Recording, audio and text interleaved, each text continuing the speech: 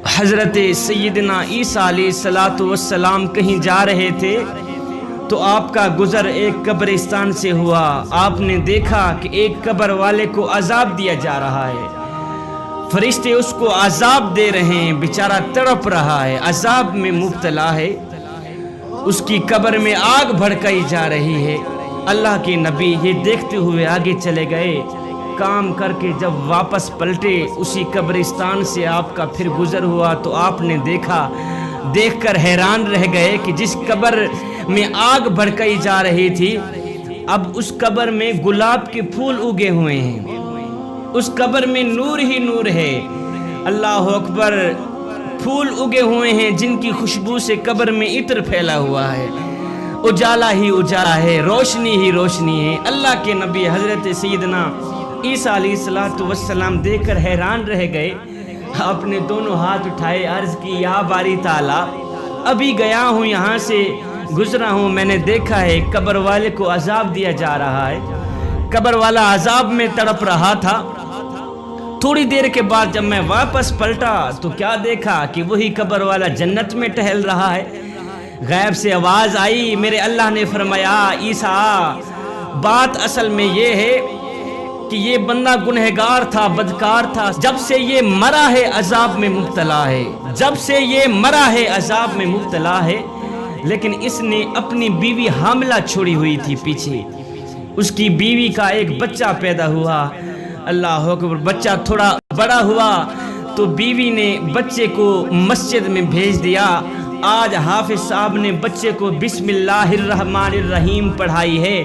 اے عیسیٰ، ہمیں حیا آتی ہے کہ جس کا بچہ ہمارا نام لے صبح و شام ہم اس کو عذاب میں مبتلا کریں۔ اے عیسیٰ، ہمیں حیا آتی ہے کہ جس باپ کا بچہ صبح سے لے کر شام تک ہمارا نام لے اور ہم انہیں عذاب میں ڈالیں، یہ ہماری رحمت گوارا ہی نہیں کرتی، یہ ہماری رحمت گوارا ہی نہیں کرتی۔ بچے نے صرف بسم اللہ الرحمن الرحیم پڑھا تھا، ہے بسم اللہ کے صدقے باپ کی بخشش ہو گئی، باپ کی مغفرت ہو گئی۔ اپنے بچوں کو قرآن مجید کی تعلیم دیں، اپنے بچوں کو قرآن مجید پڑھائیں، دین سکھائیں۔ اللہ اکبر، اولاد نہ مل رہی تھی نا، بے اولاد تھا باپ، گیا درباروں پر، اس نے منتیں مانی، بابا جی اللہ تعالیٰ مجھے اولاد دے، دعا کرتا رہا ساری زندگی، اللہ مجھے اولاد دے، کافی زندگی ہو گئی ہے، عمر گزر گئی ہے، اللہ نے اولاد نہیں دی۔ خیر کسی بزرگ نے اس کے حق میں دعا کی تو اللہ تعالیٰ نے دعا قبول کی، اس کو ایک بچہ اللہ اکبر عطا کیا، ایک بیٹا عطا کیا میرے اللہ نے۔ بیٹا آج چھوٹا کل بڑا، سکول میں جانے لگ گیا، کالج میں جانے لگ گیا، یونیورسٹی میں جانے لگ گیا، اس نے ایم اے کر لیا، کافی تعلیم حاصل کر لی۔ اللہ کا کرنا ایسا ہوا کہ بیٹا بیمار ہو گیا، اتنا بیمار ہوا کہ ڈاکٹروں نے بھی جواب دے دیا کہ اب یہ نہیں بچتا، اس کی زندگی کی جو ایک دو سانسیں ہیں آخری رہ گئی ہیں، یہ نہیں بچتا، اس نے اپنی عمر میں جو کچھ کھانا تھا کھا لیا ہے، جو کچھ پینا تھا پی لیا ہے، اب یہ نہیں بچتا۔ باپ اپنے نوجوان پڑھے لکھے بیٹے کو گھر میں لے آیا، مایوس ہو کر بیٹا چارپائی پہ لیٹ گیا کہ اب میں نہیں بچتا۔ اللہ اکبر، موت کا انتظار کر رہا ہے، موت کا انتظار کر رہا ہے کہ ابھی آیا موت کا فرشتہ، ابھی آیا موت کا فرشتہ، ہے آخری وقت تھا، موت کے قریب تھا۔ بیٹا رو کر کہنے لگا ابو جی ذرا میری ڈگریاں تو میرے پاس لے کے آئیں۔